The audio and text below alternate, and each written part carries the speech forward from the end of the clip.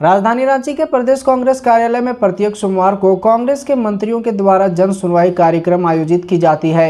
इसी कड़ी में 5वें सोमवार को ग्रामीण विकास मंत्री आलमगीर आलम के द्वारा जन सुनवाई कार्यक्रम आयोजित की गई। इस जन सुनवाई कार्यक्रम में विशेष तौर पर ग्रामीण विकास से संबंधित एवं अन्य विभागों से संबंधित समस्याओं के समाधान हेतु फरियादी आए हुए थे।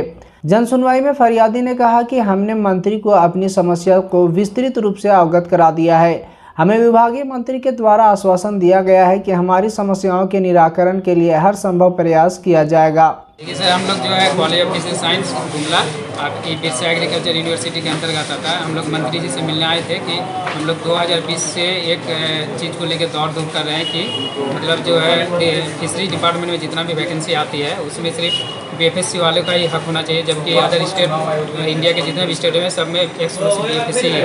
लेकिन हमारे झारखंड में क्या है कि इसमें जूलॉजी वाले को भी एलिजिबल कर दिया है। जब तक कॉलेज नहीं था तब तक ठीक था, लेकिन अब कॉलेज खुल गया तो उसमें हम लोग का ही हक बनता है, हम लोग को ही देना चाहिए। फिर अगर हम लोग नहीं आएंगे तो फिर कॉलेज खोलने का मकसद क्या रहेगा। और सर इसमें क्या है कि हम लोग को अगर हम लोग का रिक्रूटमेंट होता है तो हम लोग को कोई ट्रेनिंग वोनिंग का कोई ज़रूरत नहीं पड़ेगा। हम लोग उसी कॉलेज के अंदर ही मतलब 4 साल थ्योरी, प्रैक्टिकल और फील्ड वर्क सब करते हैं।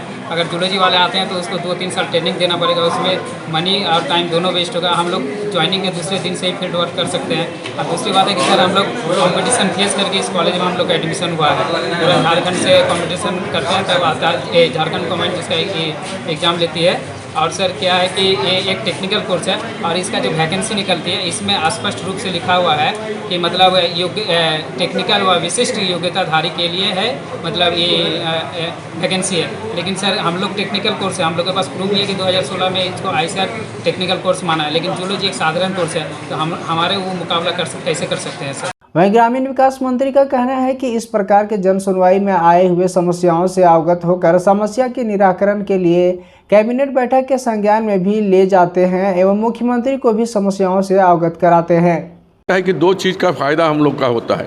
एक जनता का जो से बीच के से जो बातें छन कर आती हैं वो हम लोग कैबिनेट में रखते हैं कि इस तरह का जो प्रॉब्लम आता है कि एक के बाद एक सरकार के पैसा हम उस पर लगाते हैं और दूसरे लोग उस पर ही करता है। कोर्ट की प्रक्रिया में देरी होने के कारण हम नहीं दे पाते हैं।